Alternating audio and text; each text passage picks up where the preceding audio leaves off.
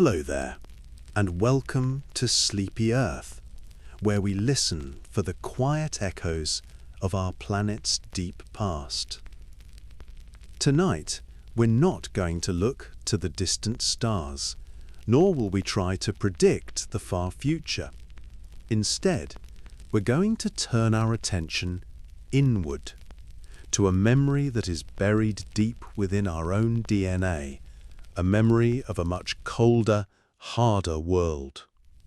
We're going to ask a question that feels familiar, but whose reality is almost beyond our imagining.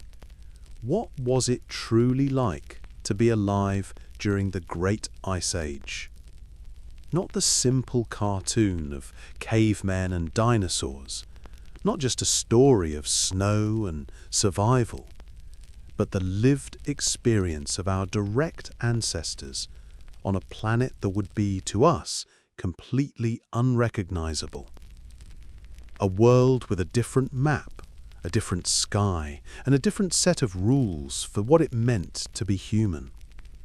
A world of giants, of unthinkable cold, and of a resilience that is the foundation of who we are today. If that sounds like a simple history lesson, well, it is. But it's also a story of climate science, of geology, and of the enduring mystery of human consciousness. The question isn't just what our ancestors did to survive.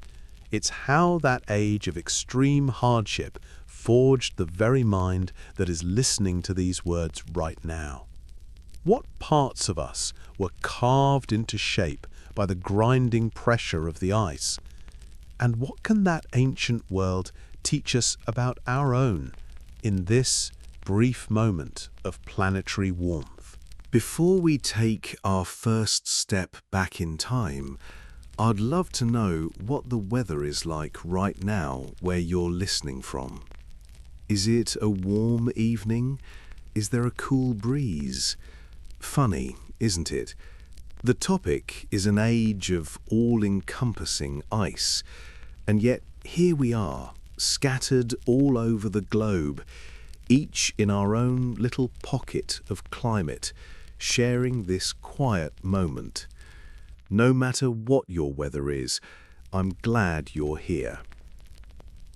If this kind of deep dive into our shared human story is something you find compelling, I'd be thankful if you considered tapping like or subscribing to the channel. It helps these stories, these echoes of our ancestors, find their way through the noise and distraction of the modern world. No pressure at all, of course. Just an invitation, like an ancient path that might, if we follow it, lead us back to the warmth of a shared fire.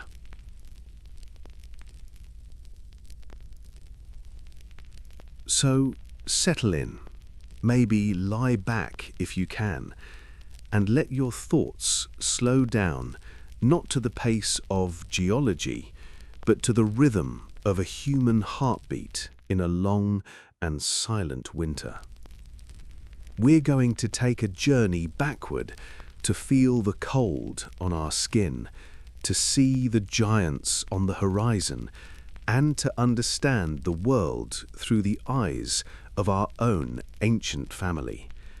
Because before we can appreciate the lives they lived, we have to understand the sheer planetary scale of the world they faced, and the immense power that held it in a grip of ice. There is a particular stillness that comes with the cold.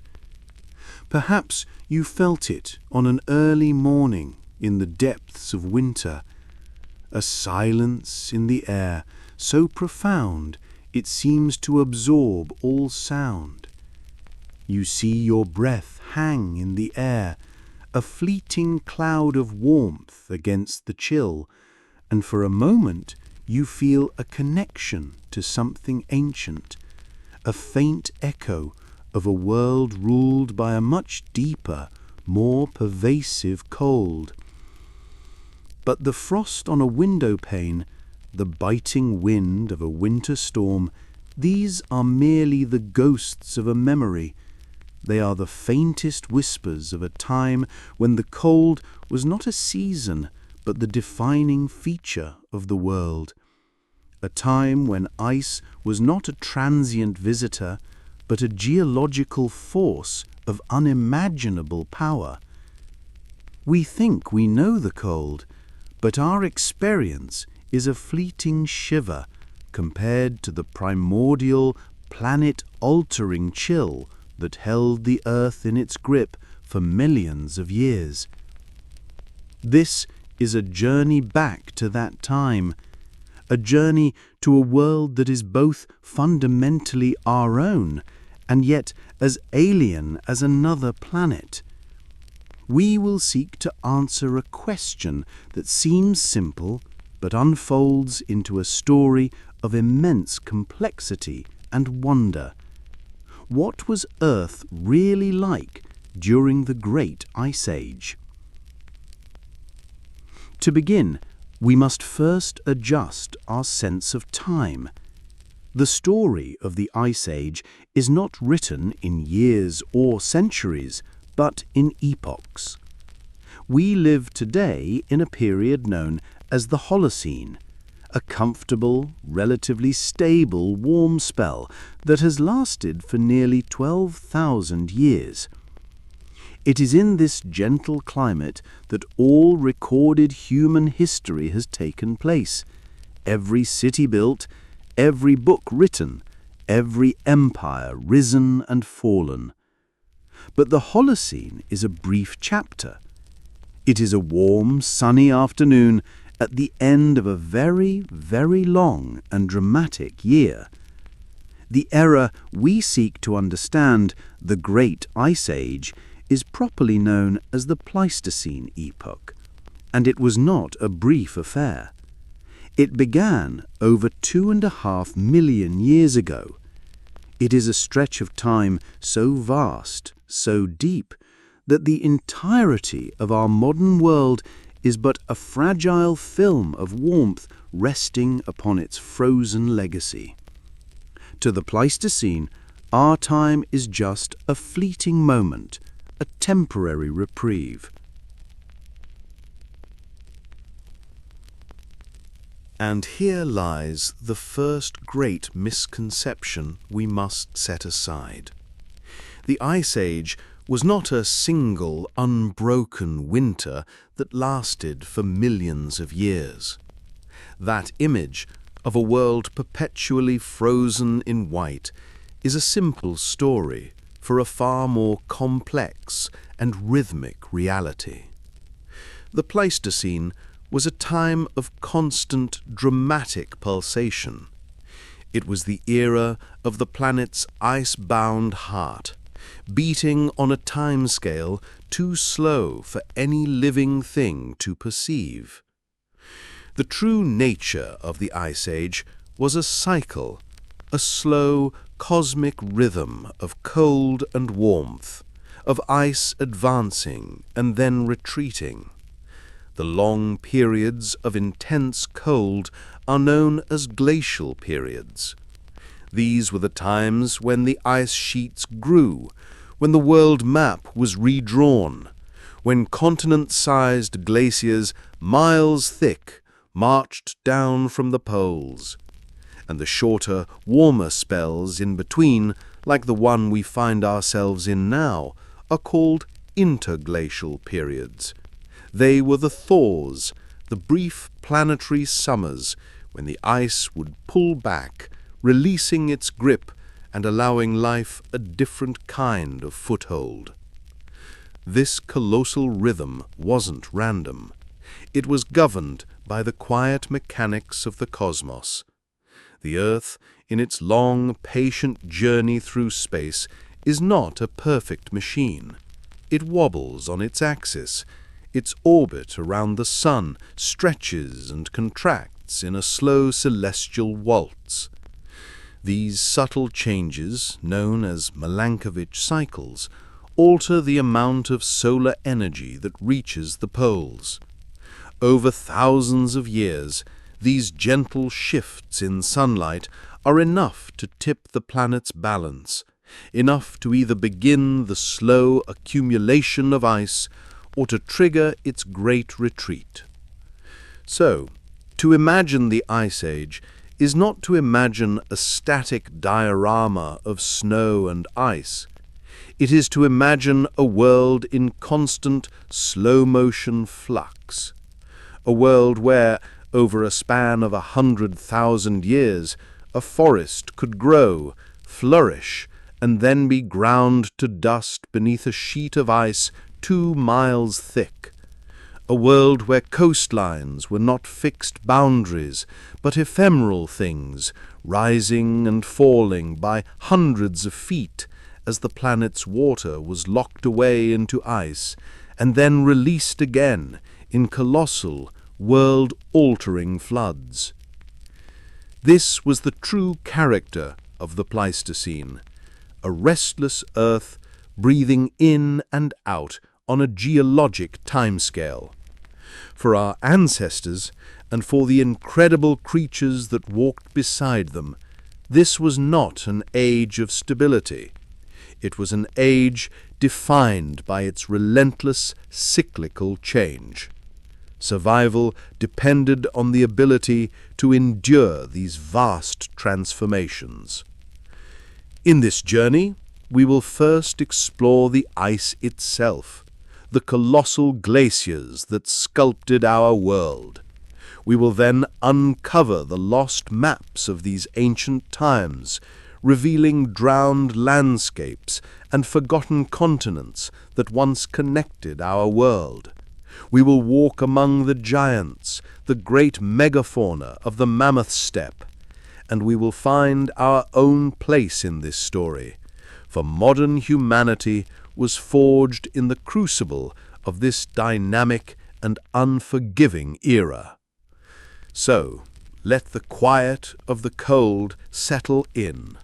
Let go of the scale of human time and allow your mind to drift back, past the beginning of history, past the invention of agriculture, to a time when the pulse of the planet was slow, deep, and written in ice.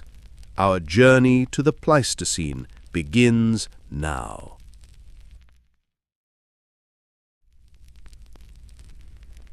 To truly comprehend the world of the Pleistocene, we must begin with the ice itself, not as a feature on the landscape, but as the landscape itself.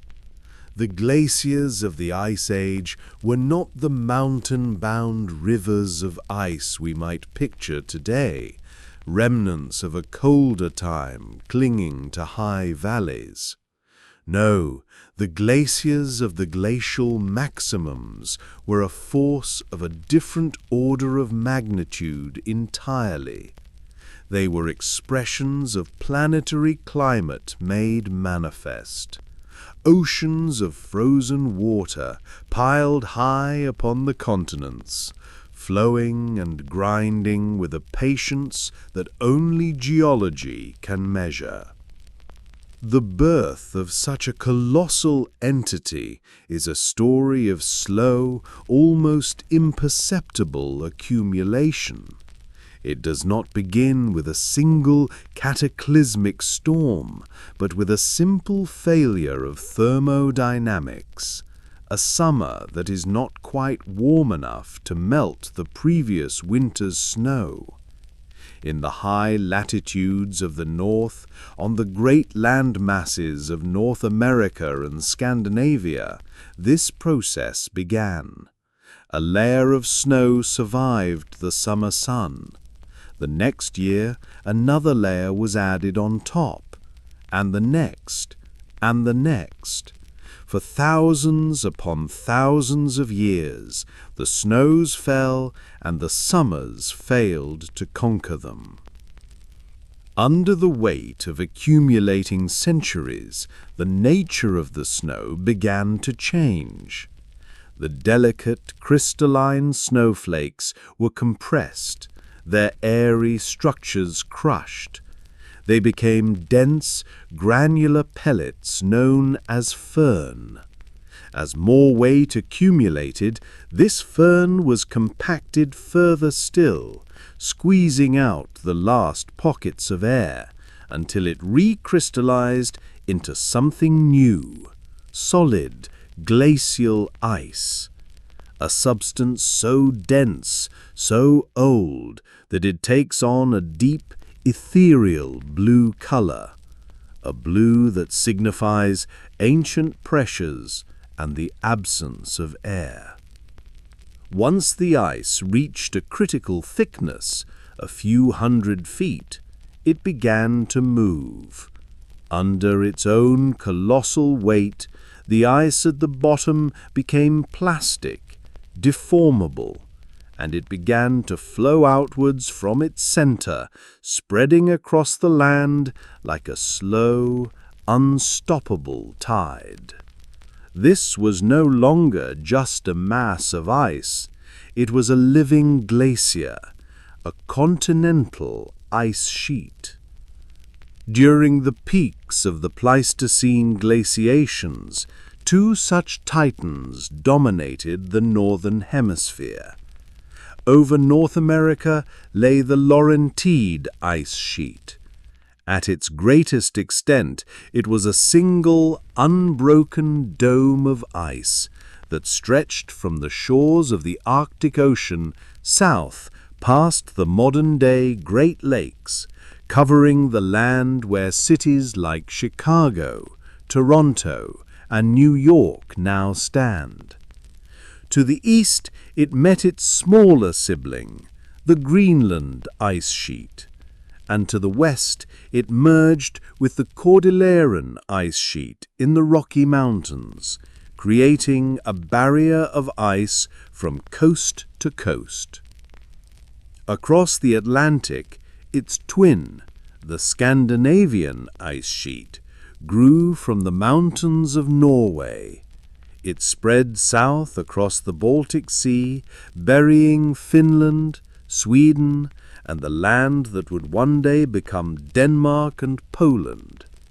It flowed west, joining with a separate ice cap over the British Isles, covering nearly all of Scotland, Ireland, and Wales. To speak of their size is to grapple with numbers that defy easy imagination. At their thickest points, over areas like Hudson Bay in Canada, these ice sheets were estimated to be up to 2 miles, over 3 kilometers thick. Imagine standing at the base of a mountain, and then imagine that mountain is made of solid ice, and that it stretches from horizon to horizon, in every direction. This was the reality for much of our world. Part 2. The World Remade. A Planet of Ice. To understand the life of our ancestors is to understand the presence that dominated their world, a feature so vast and so powerful, it was less a part of the landscape and more the creator of it. Imagine you are one of them. You are part of a small family band, perhaps 20 or 30 strong, following the seasonal tracks of migrating reindeer. You have walked for days across a vast, open plain of dry grass, under a sky that feels immense and empty. Your entire world is this plain, the herds, and your family. But today you are traveling further north than usual, into new territory, and you begin to notice something on the horizon. At first it looks like a low white line of clouds, but they never move and they never change shape. As you walk for another day, the line grows taller, resolving itself into a shimmering, jagged range of mountains unlike any you have ever seen. They are not the grey and brown of rock, but a crystalline, brilliant white, with veins of a deep, impossible blue running through them. There are no peaks, only a continuous, impossibly high wall that fills the entire northern edge of the world. You are approaching the ice. As you get closer, the air changes.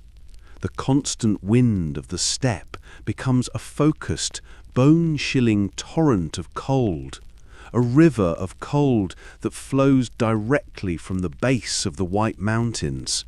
This is a katabatic wind, a relentless, gravity-driven flow of cold, dense air pouring off the ice sheet. And it is the defining feature of this landscape. It never stops. It saps the warmth from your body, forces you to walk with your back hunched, and makes the simple act of keeping a fire lit a constant, desperate struggle. Your world is now filled with its sound, a low, moaning howl that is the voice of the ice itself. You are now standing a mile from its edge. The wall of ice before you is 2 miles high, its top lost in the hazy, dust-filled sky. It is not silent. You can hear it groaning and cracking, deep, resonant sounds that feel less like noise and more like a vibration in the bones of the earth. Occasionally, a sound like a thunderclap echoes across the plain as a great slab of ice somewhere along its face breaks free and shatters below.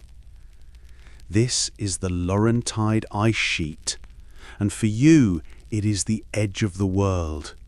It is a place of immense power, perhaps the home of spirits or the gods of the cold. The land beyond it is a mystery, an unknowable, frozen continent. Your stories and your maps, drawn in charcoal on animal hides, end here. This colossal entity was born of a simple process, snow that did not melt. For tens of thousands of years, the snows of winter fell and were not conquered by the brief, cool summers.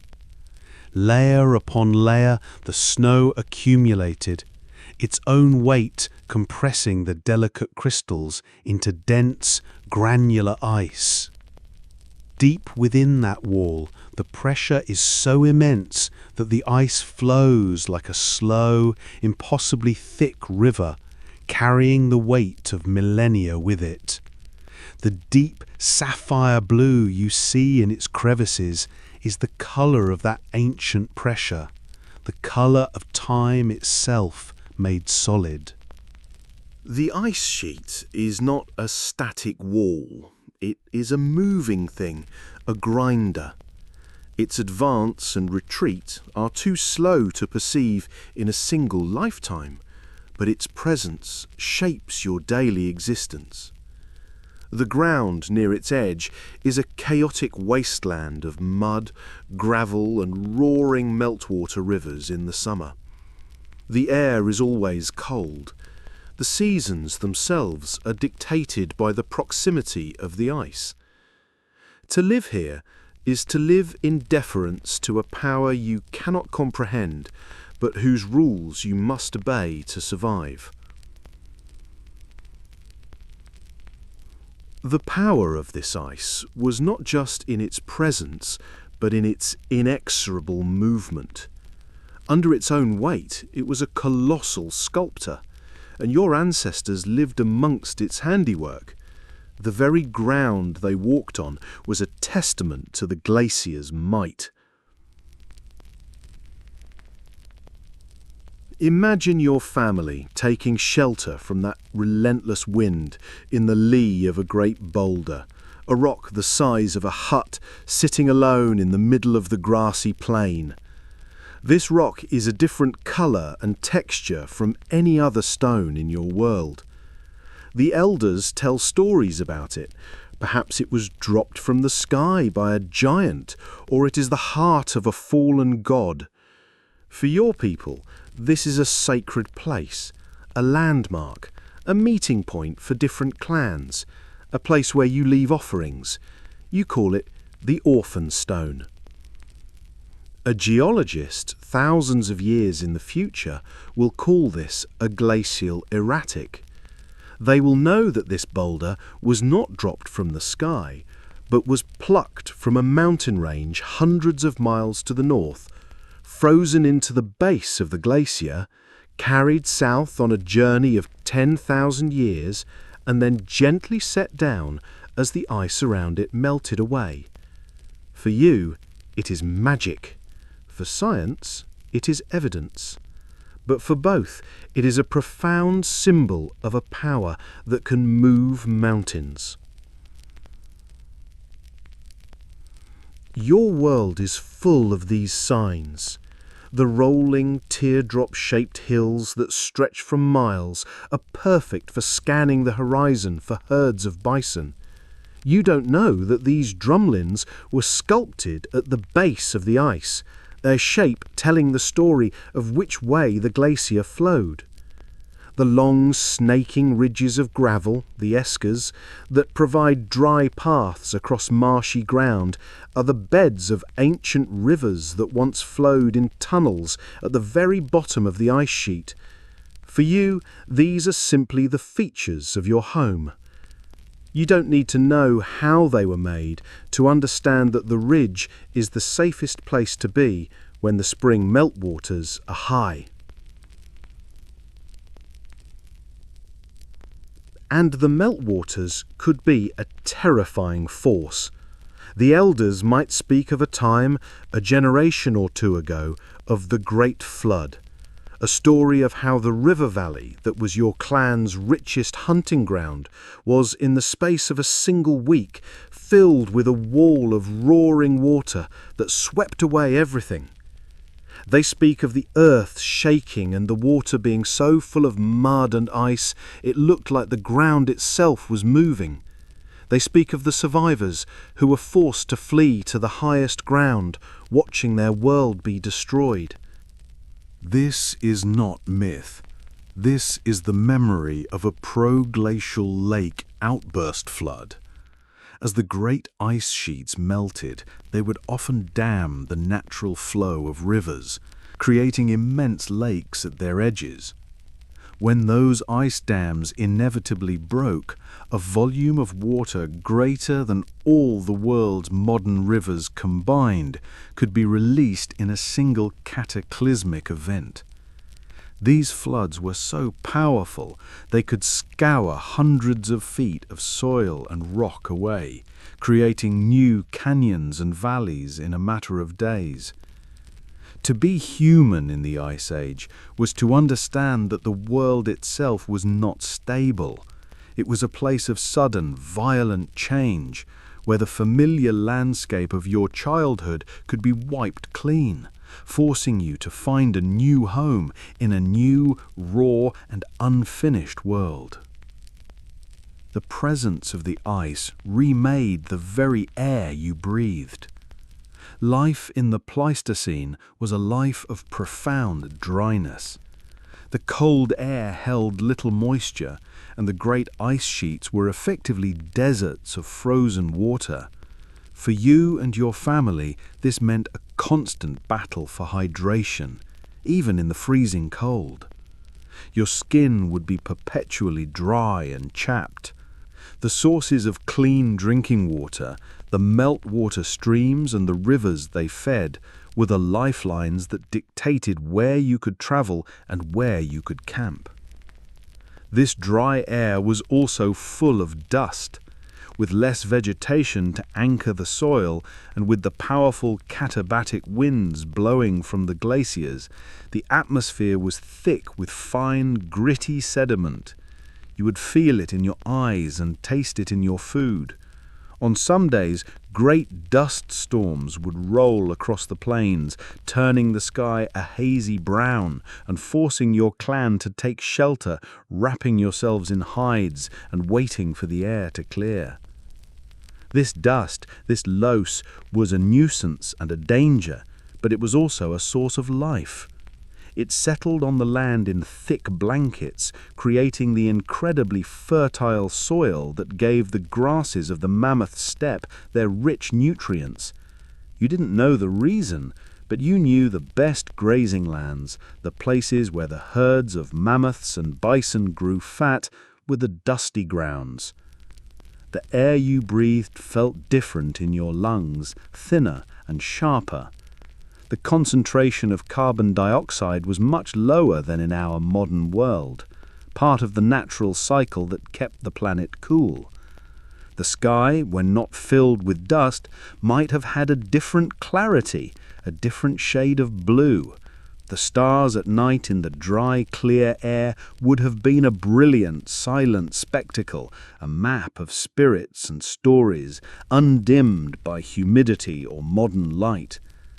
This was your physical world, a world defined by a wall of ice at its edge, a landscape of mysterious hills and sacred stones left in its wake, and an atmosphere that was cold, dry, and sharp. It was a world of immense hardship, a constant struggle for warmth, water, and food. But to paint it only as a place of suffering is to miss the point. It was also a world of profound beauty, of immense herds that promised life, of deep social connection around a life-giving fire, and of a direct, unfiltered relationship with the raw power of the planet. It was in this arena, this world remade by ice, that our ancestors matched their wits and their courage against the giants. Hello there, and welcome to our channel, where we listen for the quiet echoes of our planet's deep past. Tonight, we're not going to look to the distant stars, nor will we try to predict the far future. Instead, we're going to turn our attention inward to a memory that is buried deep within our own DNA. A memory of a much colder, harder world. We're going to ask a question that feels familiar, but whose reality is almost beyond our imagining. What was it truly like to be alive during the Great Ice Age?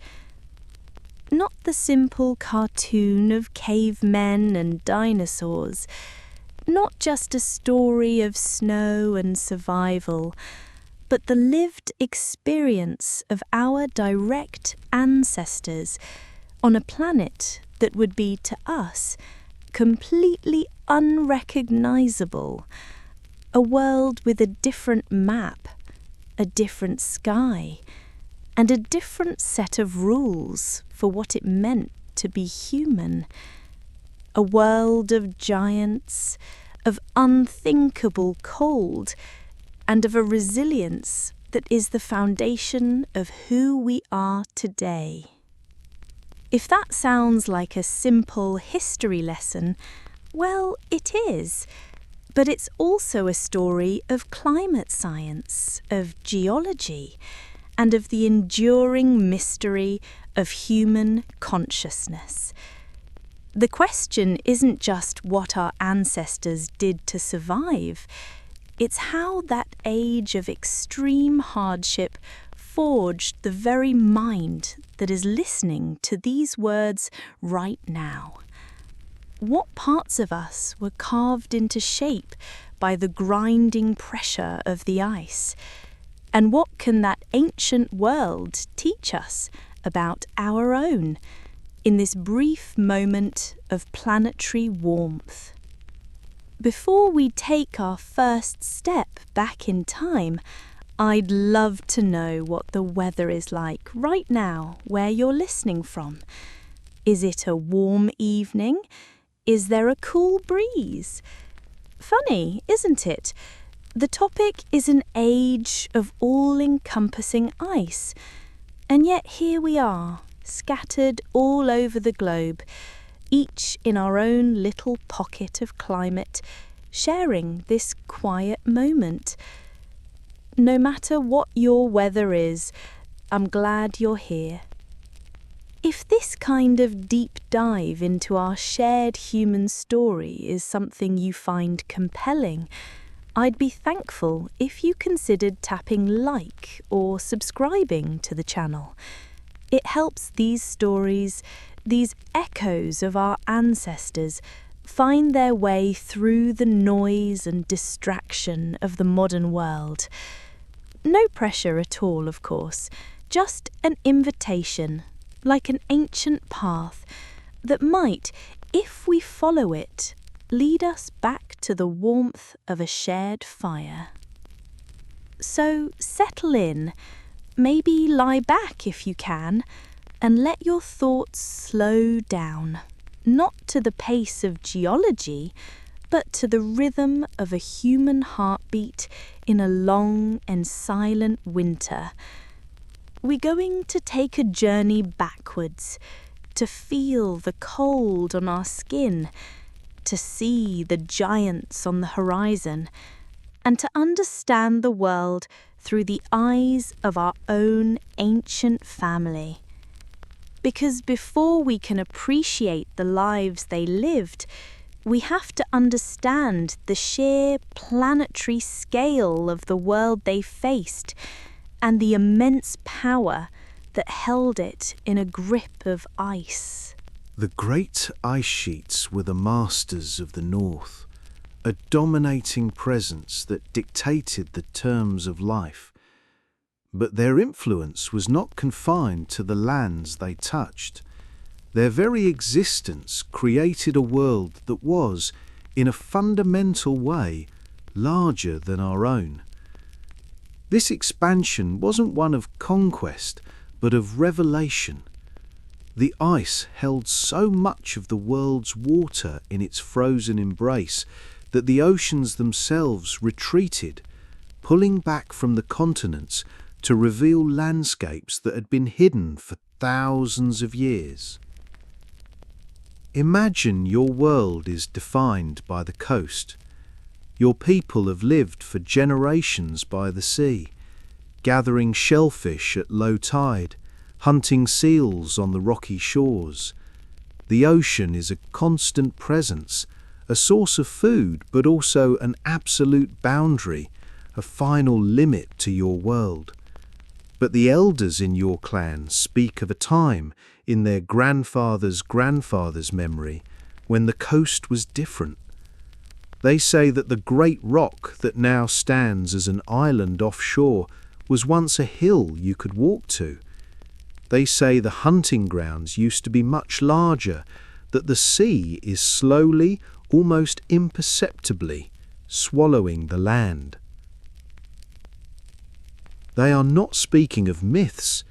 They are remembering the peak of the Ice Age, the last glacial maximum, when the sea level was 400 feet lower than it is today. For the people of that time, the world was a different shape. The coastlines we see on our modern maps are just the high water marks of our current warm period. Theirs was a map of immense exposed continental shelves, of plains, hills and river valleys, where today there is only the grey expanse of the sea. This wasn't just empty land, it was a world of opportunity. For the animals of the Mammoth Steppe, it was an extension of their domain, new pastures for their great migrations, and for the small nomadic bands of humans who followed them, these newly revealed territories were not just empty spaces to be crossed, they were homelands. They were places to live, to hunt, to raise families and to tell stories around a fire. We call them land bridges, but this term is misleading. It implies a narrow, temporary passage. The reality is that these were entire worlds in their own right, vast and enduring enough to be the setting for a significant part of the human story. Let us travel now to the far north, to the place where Asia and America draw closest. In our world, this is the Bering Strait, a forbidding 50-mile gap of treacherous, ice-choked water. In the world of the Pleistocene, it was the heart of a lost subcontinent called Beringia. Imagine you're part of a family group moving east out of the windswept plains of Siberia. You are following the tracks of the steppe bison, your primary source of food, clothing and tools. The journey is hard, the cold is a constant companion, but your people have done this for generations. You know how to read the tracks, how to find shelter, how to survive. The land before you is familiar, a vast, open and treeless expanse of cold, dry grassland. As far as you're concerned, you're not migrating to a new continent, you're simply following the herd into a new stretch of their pasture. The idea of continents, of separate worlds, does not exist in your mind. There is only the land, the sky, and the herd. Your family lives for a time in the heart of Beringia. The land here is wide, 1,000 miles from the northern to the southern sea. It is a harsh but rich environment. The long, dark winters are a time of immense cold, a time for staying close to the fire in your semi-subterranean shelter made of mammoth bones and hides. You survive on dried meat and the stories of the elders, their voices a quiet rhythm in the darkness, speaking of the great mammoth hunts of the past and the spirits that live in the wind. But the brief summer is a time of incredible life. The sun does not set for weeks on end, and under its constant light, the steppe explodes in a carpet of hardy grasses and colorful wildflowers.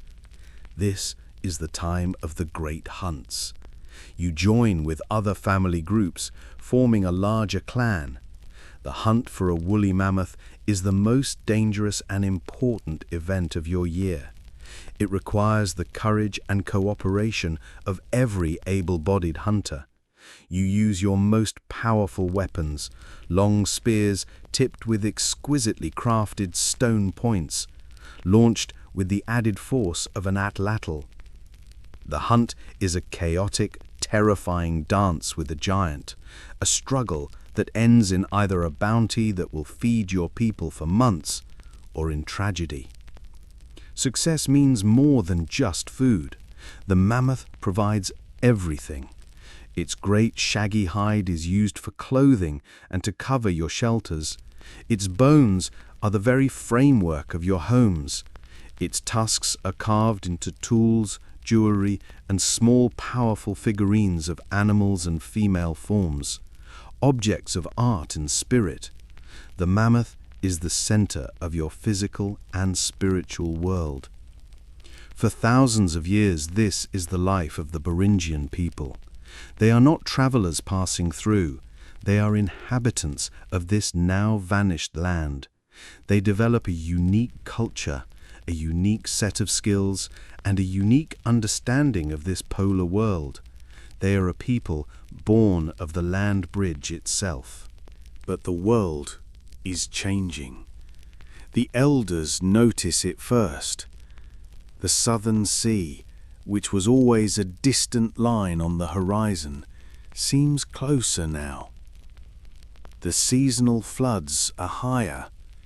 The river that was once easy to cross in the summer is now a wide, dangerous torrent. The great planetary thaw has begun, and the oceans are beginning to rise. The process is slow, taking many generations, but for your people, It is a world being unmade. Your ancient hunting grounds in the lowlands become coastal marshes, then tidal flats, then shallow bays. Your people are forced to move to higher ground, your territory shrinking year by year. The great herds of bison and horses are also displaced, their migrations disrupted. Life becomes harder, less certain.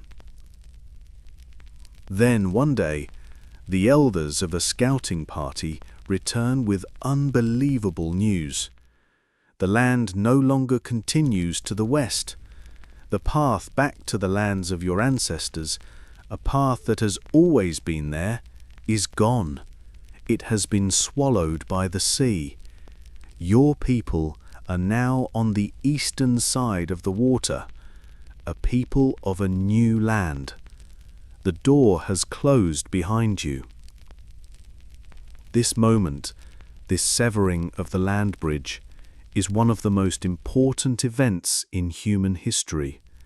It isolated the founding populations of the Americas, setting them on a new and independent path. But the same melting that closed one door opened another. The great ice sheets that had blocked the way south for millennia were also beginning to retreat, opening a narrow, ice-free corridor. A new, unknown, and immense world lay before you. The story of your people in Beringia was over, but your story in the Americas was just beginning. Let us now travel south and west to the other side of the world and to a different kind of lost land. Imagine you are a child living with your family on a wide wooded plain. The air is cool, but not brutally so. In the distance, to the north, you can just see the shimmering white highlands of the great ice, but here the land is green and full of life. This is Doggerland, the heart of Ice Age Europe. Your world is one of gentle hills, vast marshes, and great meandering rivers that flow through forests of birch and pine. For you, the sea is a distant concept, a story your people tell of a great body of salt water far to the south and west. Your home is the river valley. The river provides everything. Its waters are full of salmon and trout. Its banks are lined with reeds that your mother weaves into baskets. The woodlands that follow its course are home to red deer, wild boar, and the great, formidable aurochs. Your life is a seasonal rhythm. In the summer, you live in temporary camps by the river, fishing and gathering plants. You watch your father and uncles shape flint into beautiful, razor-sharp arrowheads. You learn the stories of the animals and the spirits of the land. In the winter, you move to more permanent settlements on higher ground, in shelters protected from the wind, living on smoked fish and dried meat. Your people are part of a connected world. You sometimes encounter other groups, trading amber from the shores of the ancient Baltic River for high-quality flint from the chalk cliffs to the west. The people you meet look like you, speak a language you can understand. The land is one. The idea that the place you call home will one day be at the bottom of a cold, deep sea is unthinkable. But, like in Beringia, the world is changing. The great rivers are becoming wider and slower. The marshes are expanding, swallowing up the woodlands. The elders complain that the spirits of the water are angry, that they are claiming more and more of the land. Your people are forced to abandon ancient seasonal campsites as they become permanently flooded.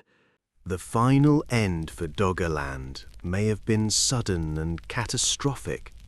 One day the sea itself may have come to you, a great wave born from a submarine landslide far to the north, roaring up the river valleys and washing over the plains. A tsunami that would have been a world-ending event for the people of the lowlands. The memory of this great flood might survive for a few generations as a terrifying story, a warning from the gods. But eventually, the people are gone and the land is gone. What was once the vibrant heart of a continent is now the floor of the North Sea. All that is left of your people, of your language, your stories and your world are the fossilized bones and the stone tools that will one day be pulled up in the nets of fishermen from a different world, a different time. The stories of Beringia and Doggerland are the stories of our own Atlantis, but they are not myths. They are the real, lived history of our ancestors. They teach us that the world we inhabit is ephemeral. The familiar shapes of our continents are merely a temporary arrangement in the long, slow story of planetary change. These lost landscapes were the setting for some of the most critical chapters of the human journey. They were the crucible in which entire populations were forged, the highways for our first great explorations, and the silent witnesses to our enduring ability to adapt, to survive, and to make a home in a world that is forever in motion. It was from these lost lands that our ancestors looked out upon a world filled with giants, a world we shall now enter. Having walked across the drowned landscapes of the past, we arrive at the living, breathing heart of the Pleistocene world. This was the stage upon which the great drama of life and survival played out. An ecosystem born of the cold and the dry, stretching almost unbroken from the Atlantic shores of Europe to the heart of North America. This was the Mammoth Steppe. Forget the landscapes you know. Do not picture a dense green forest or a barren, icy tundra. Imagine, instead, a world of immense, open space. A vast, rolling sea of grass that is not green, but a pale straw gold for much of the year. The air is so clear and dry that you can see for 100 miles, your eyes drawn to the distant hazy shapes of mountains or the shimmering wall of the northern ice. Trees are a rare luxury, found only in the sheltered warmth of river valleys. This is a world without walls, a world of endless horizons. This was your home, and for you and your people, this endless plain was not empty, it was a garden. The tough, matted grasses and herbs that grew here were rich in protein, the perfect fuel for the great grazing herds. And the herds were the center of your universe. They were your food, your clothing, your tools, your shelter. They were the moving, breathing source of your life. You see them first as dark shapes on the horizon, moving with a slow, deliberate grace that belies their incredible size. A herd of woolly mammoths. To be a human in their presence is to know your true scale in the world. They are living mountains, their shaggy, dark coats hanging like curtains of fur, their colossal, curving tusks sweeping aside the winter snow to find the hidden grass. Their deep, rumbling calls are a language you understand, a sound that vibrates in your chest and speaks of immense power and ancient wisdom. You do not see them merely as animals, as walking sources of meat and ivory. They are a force of nature, beings with their own spirits, their own families. Your people have watched them for generations. You know their migratory routes, the paths they follow from the summer pastures to the sheltered winter valleys. These paths are your paths. You know that to find the mammoth is to find water, to find good grazing, and to find life. To hunt a mammoth is the most dangerous and sacred act your people can undertake. It is not done lightly. It is a decision made by the elders after days of observing the herd, of choosing the right target, perhaps an old male separated from the group. It requires the skill and courage of every hunter in your clan. You approach them not with brute force, but with intelligence and deep respect. You use the landscape itself as a weapon, working together to drive your chosen quarry into a narrow ravine or a bog where its immense size becomes a disadvantage. The moment of the kill is a terrifying, chaotic, and deeply intimate one. It is a storm of sound and fury, of trumpeting calls and the shouts of your kin. Your heart pounds in your chest, a drumbeat of fear and adrenaline. You rely on the one great advantage your people possess, the thrown spear. Your atlatl, a carved piece of wood or antler, acts as a lever, allowing you to launch your spear with a speed and force that your arm alone could not produce. It is an extension of your will, the lethal product of 1,000 generations of innovation. Success brings a bounty that is almost impossible to comprehend. A single mammoth can feed your entire clan for a month or more. The butchering process is a ritual, a communal effort that lasts for days. Every part of the great animal is used. The meat is eaten fresh in a great feast, a celebration of life and a thanks to the spirit of the beast. The rest is preserved, smoked over a slow fire, or frozen in caches dug into the permafrost, a store of life to see you through the darkest days of winter. The hide, thick and insulating, is laboriously scraped clean with stone tools and then softened, ready to be sewn into warm clothing, blankets, and the coverings for your shelters. Your mother and the other women of the clan are masters of this craft. With a delicate bone needle and thread made from animal sinew, they can create tailored, layered garments that are masterpieces of thermal engineering, allowing you to survive in temperatures that would kill a modern human in minutes. The great bones and tusks of the mammoth are the raw materials of your technology and your art. The massive ribs become the framework for your semi-subterranean homes, creating a sturdy dome that you cover with hides and sod. Inside, with a fire in the central hearth, this is your sanctuary, a tiny pocket of warmth and light against the immense cold and darkness of the Pleistocene winter. The ivory of the tusks is carved with incredible skill into spear points, needles, beads, and small, potent sculptures.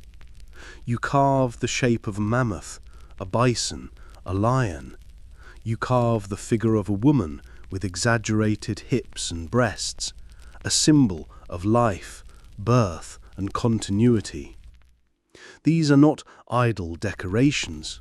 They are objects of power, connecting you to the spiritual world that surrounds you. Your life is a constant cycle of movement, following the herds and the seasons. Your clan is a small, tightly knit group, an extended family of perhaps 30 individuals. This is your entire social universe.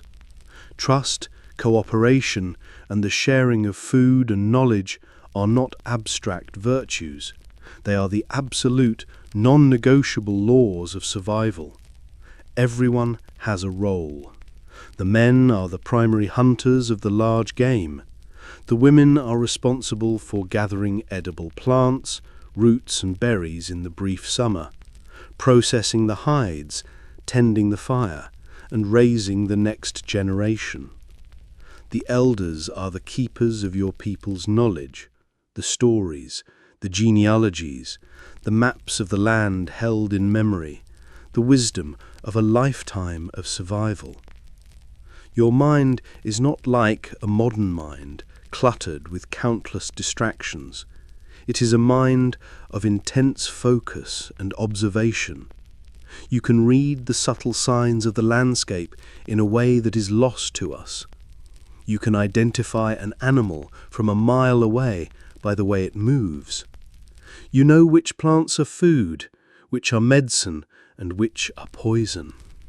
You can look at a piece of flint and see the hidden spear point within it, and you possess the skill to bring it out.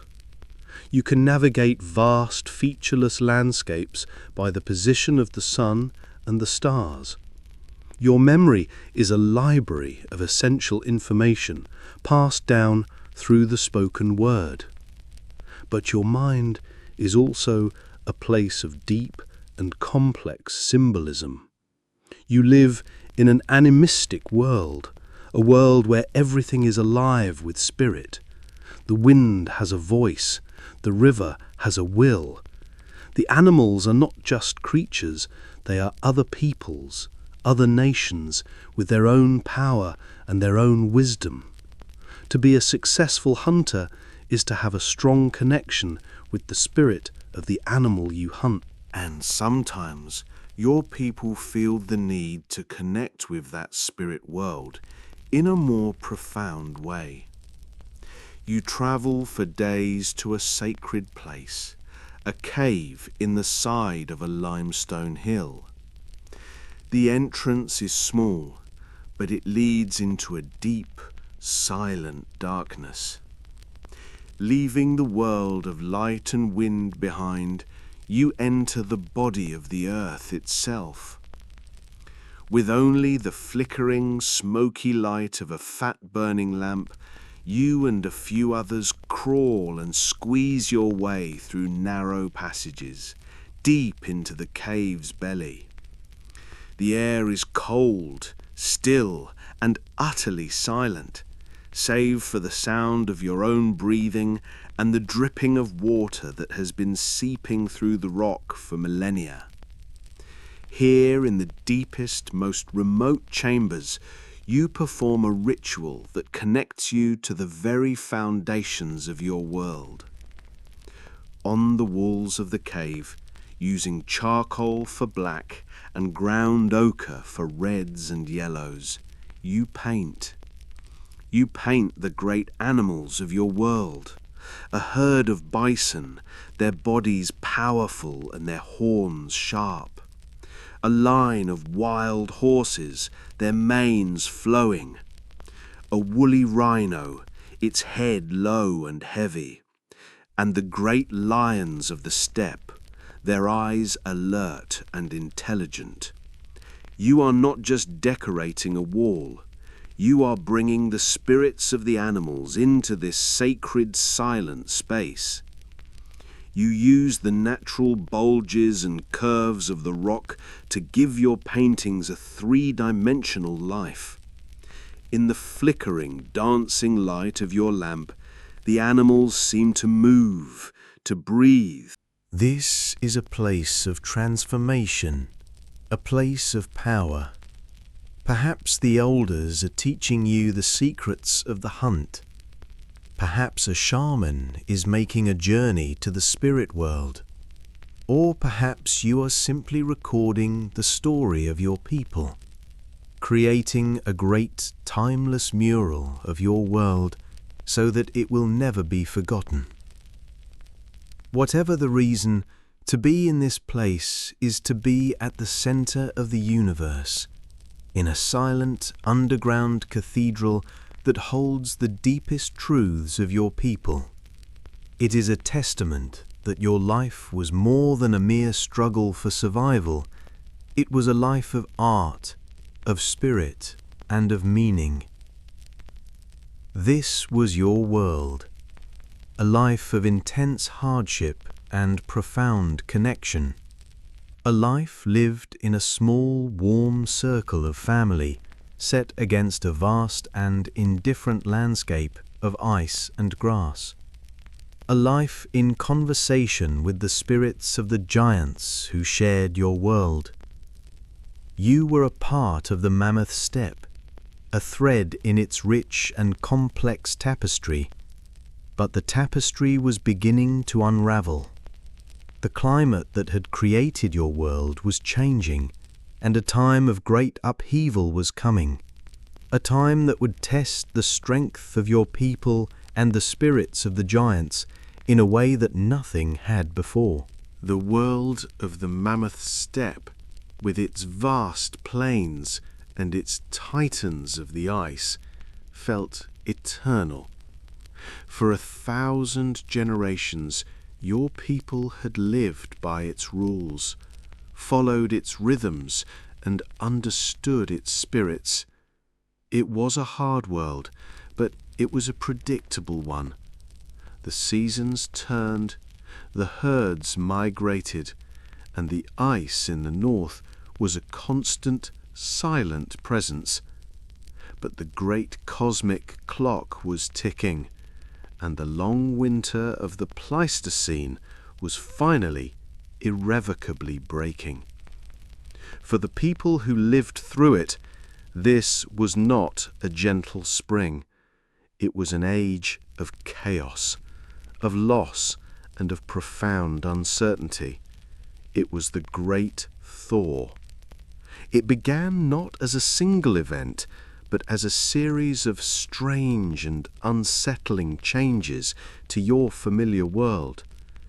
The winters, though still cold, seemed to lose some of their deep, biting intensity. The spring melt came earlier and with a greater fury, turning the gentle streams of your childhood into raging, impassable torrents. The elders of your clan, the keepers of memory, would gather around the fire, their voices low and worried, speaking of how the land itself was changing. The old migratory paths were becoming flooded. The places where your people had camped for generations were now boggy and unstable. The very ground beneath your feet felt as if it was coming unbound. The source of this chaos was the great ice wall to the north. That permanent, godlike feature of your world was dying. In the slightly warmer summers, you could see its face weeping, great waterfalls of meltwater pouring from it day and night. The thunderous crack and roar of ice carving, once a rare and terrifying sound, was now a constant chorus on the horizon. The ice was at war with itself, and the battle was reshaping your world. For the people who lived near its edge, life became a series of sudden and terrifying crises. The elders' stories, which you once thought were just cautionary tales, now seemed like prophecies. They spoke of the great floods, of times when the earth shook and a wall of water and ice would roar down a valley, wiping away everything in its path. Your clan knew to make its camps only on the highest ground, to watch the rivers with a new and fearful respect. To be a human in the Great Thaw was to live with the constant, terrifying knowledge that your entire world, your home, your hunting grounds, could be erased in an afternoon by the death throes of a distant glacier. For those who live by the coasts, the threat was slower, but just as profound. The ocean, which had always been a fixed and distant boundary, was now on the move. Your people were in a slow-motion retreat that lasted for generations. The elders would point to the great standing stones on the bluffs, telling you that in their grandfather's time, the sea was a full day's walk from that spot. Now the waves crashed at its base. This rising sea was a relentless thief. It stole your coastal hunting grounds, the estuaries where you fished for salmon, the caves where your ancestors had taken shelter. The land bridge to the west, the path back to the lands of the deep past was gone, a story that was now spoken of like a dream. The world was shrinking, the waters were rising, and a sense of isolation and finality began to creep into your people's stories. You were a people of a new land now, a land with shores. This changing world brought with it the most devastating change of all. The great herds were beginning to disappear. The Mammoth Steppe, that vast dry pasture, was dying. As the climate grew warmer and wetter, the very plants beneath your feet were changing. The tough, nutritious grasses that the mammoths and bison depended on were being replaced by boggy mosses and the slow, relentless advance of dense forests. For you, a hunter, this was a disaster. Following the herds in the open steppe was a challenge of skill and endurance, but hunting in a dense, dark forest was a different kind of challenge entirely. Your sight lines were gone. The animals were harder to track and far more dangerous to confront in close quarters. The old ways of hunting, the great coordinated drives, were no longer possible. The giants themselves were suffering. You saw it in their numbers. The vast herds of mammoths that once blackened the horizon were now smaller, fragmented groups. You saw it in their bodies. They seemed thinner, their movements less certain. They were masters of a world that was vanishing, and they were confused. Their ancient migratory routes, followed for thousands of years, now led them into impassable bogs or dense woodlands. They were trapped in a world that no longer fit them. And so the great dying began. One by one, the giants started to vanish.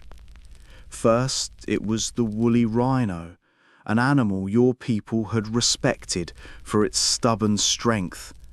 Then the great cave lions, their powerful roars no longer echoing through the valleys at night. The horses and the bison became scarcer, their herds a fraction of what they once were. And then the mammoths.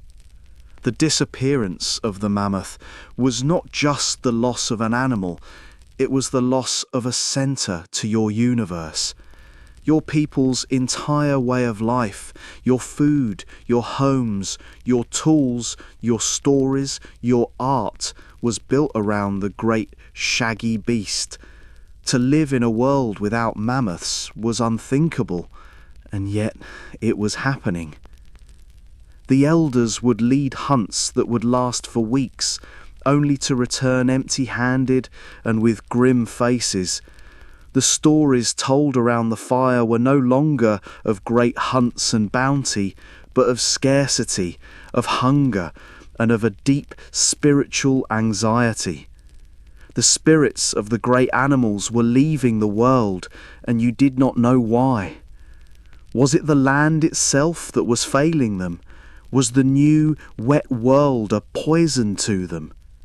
You could see with your own eyes that their pastures were shrinking, that the forests were like a cage closing in around them. This was a powerful and obvious truth. The world had changed, and the giants could not change with it. But your people's stories might have also held another, darker truth, a memory spoken in whispers.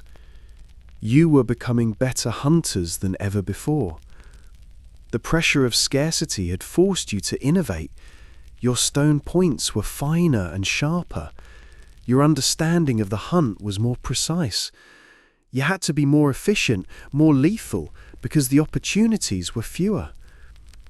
Was it possible that your own people, in their desperate struggle to survive in a changing world, were delivering the final blow to the dwindling herds?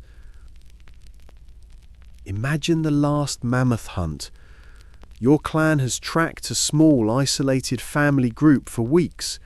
They are some of the last of their kind in this territory. The hunt is a desperate, necessary act. There is no joy in it, only a grim determination. The kill is made, and for a brief time there is relief. There is meat to feed your children. There are hides to patch your shelters. But as you stand over the body of the last giant, a profound sadness might settle over you. You are looking at the end of an age. The world feels emptier, quieter. The great spirits are gone. The connection to the deep, powerful forces of the Pleistocene has been broken. You are now alone in a new, strange, and emptier world. This is the great mystery of the megafauna extinction. Was it the chaos of the changing climate, or was it the lethal efficiency of a new kind of predator, our own ancestors? Or was it, as is most likely, a terrible perfect storm of both? The giants were trapped between a world that was falling apart beneath their feet and a relentless hunter who was becoming more skilled by the day. They were creatures of the ice, and they could not survive its departure. The end of the Ice Age, therefore, was not a gentle dawn. For the people who lived through it, it was a time of immense challenge and loss. It was an age of floods and rising seas. It was a time of ecological collapse, of watching the very foundation of your world disappear. It was a time of extinction, but it was also a testament to human resilience. While the giants, with their immense strength and specialized adaptations, faltered and vanished, we did not. We were the great generalists, the adaptable ape. When the herds disappeared, we learned to hunt smaller game. We learned to fish the newly swollen rivers and coasts. We learned to harvest the plants of the new forests. We survived. We watched an entire world die, and we learned to build a new one in its place. The trauma of that transition, the memory of that great loss, may be one of the first and most profound stories that we carry as a species. It is the story of surviving the end of the world and of stepping out, alone, into the quiet dawn of the one that followed. And so a new quiet settled upon the world. The great grinding roar of the ice faded into the silence of the past. The thunder of the megafauna's footsteps was replaced by the rustle of leaves in new forests. After the chaos and the fury of the great thaw, the earth seemed to take a long, slow breath, settling into the gentle, stable warmth of the age we call our own, the Holocene. For our ancestors, the survivors of this profound transformation, the world was now a quieter, emptier, and lonelier place. The great spirits of the giants had departed. The very map of their world had been redrawn by the rising seas. They were a people standing on the shore of a new and unknown era, looking out at a world that had been scrubbed clean. It is easy to see this as a definitive ending, the closing of a door on a lost and savage world. But the story of the Ice Age did not end, it simply transformed. The Pleistocene is not a separate story from our own. It is the deep and foundational first chapter. The world we inhabit, the lives we lead, and the very thoughts we think are all profound echoes of that ancient time. We are the children of the ice, and we live in a house that it built. Look around at the modern world. The fertile plains that have become the breadbaskets of our civilization are a direct gift from the ice. The rich, dark soil is the loess, the fine dust of mountains that were ground into powder by the glaciers and delivered by the wind, a legacy of nourishment that made agriculture possible. The great rivers that now power our cities and irrigate our fields still follow the channels that were scoured for them by the immense torrents of glacial meltwater. The Great Lakes, the Scottish lochs, the Norwegian fjords, these are not just features of our world, they are the scars left behind by the immense power of that former age, scars that have become places of profound beauty and life. The very stones in the fields, the hills on the horizon, the shape of the valleys, all are a quiet testament to the story we have told. Our ancestors survived a world that was raw, unfinished, and violent. We inherited the calmer, gentler, and more fertile world that was left in its wake. But the most significant legacy of the Ice Age is not written in the landscape.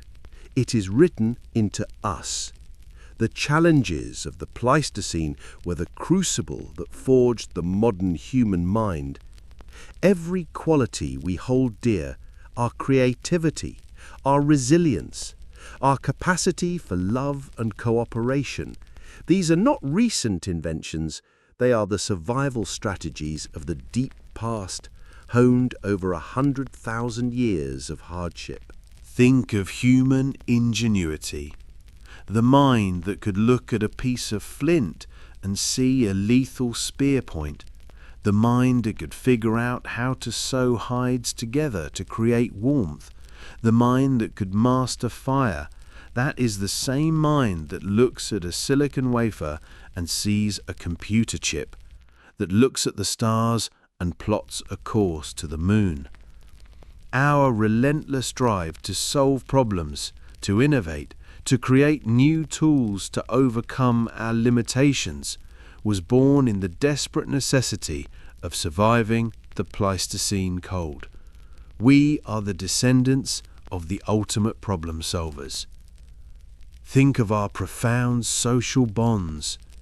In a world of saber-toothed cats and immense bears, a human alone was a dead human. Our survival was entirely dependent on the strength of our clan. The intense cooperation required for a mammoth hunt, the absolute necessity of sharing food and protecting one another's children, the comfort and knowledge shared around a communal fire, these forces wove us into the deeply social creatures we are today. Our capacity for empathy, for friendship, for community, and for altruism is the echo of that ancient fire. We survived because we learned to trust each other, to work together, to become something greater than the sum of our individual parts. And think of our search for meaning, the impulse that drove our ancestors deep into the silent, dark belly of a cave to paint the spirits of the animals was not a frivolous one. It was the birth of the human soul. It was the recognition that the world was more than just a place of survival. It was a place of mystery, of wonder, and of spirit. That ancient impulse to create art, to tell stories, to ask why, is the same one that drives us to create music, to write poetry, and to look up at the night sky and contemplate our place in the universe. We are the descendants of the first artists, the first dreamers. The story of the Ice Age is therefore our own origin story. It is not about brutish cavemen, but about a people as intelligent, as emotional, and as fully human as we are, facing challenges on a scale we can barely comprehend. They were the ones who survived the great floods, who adapted to the changing world, who watched the giants disappear, and who carried the spark of human consciousness through the long, dark winter of the planet. To understand this is to feel a profound connection to that past. The next time you feel the cold on your skin, remember that your body holds the legacy of those who mastered it. The next time you work together to solve a difficult problem, remember that you are reenacting the ancient strategy of the clan.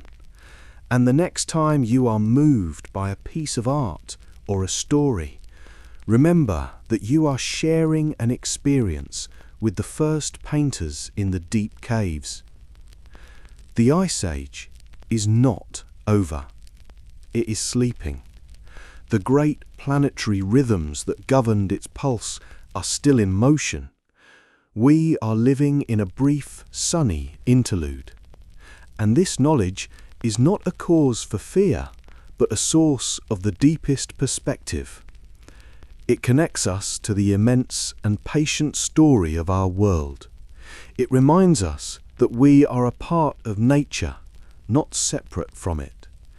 We are a species forged in the extremes of planetary change, a fleeting but brilliant product of the thaw. We are the inheritors of the survivors' courage, the keepers of their ancient fire. The story of the Ice Age is the story of how we became human. So, the next time you feel a cool breeze on a quiet night, perhaps you'll feel a faint echo of that ancient, powerful world. Our world. Thank you, truly, for spending this time with me. In our busy lives, spending a couple of hours on a single story is a rare thing, and I am genuinely grateful you chose to spend your quiet time here. If you found some peace or a little bit of wonder in our journey tonight, a simple like on the video lets me know, and it helps this story find other curious minds. And if you'd like to join me again as we explore more of our planet's deep past, I'd be honored if you'd subscribe.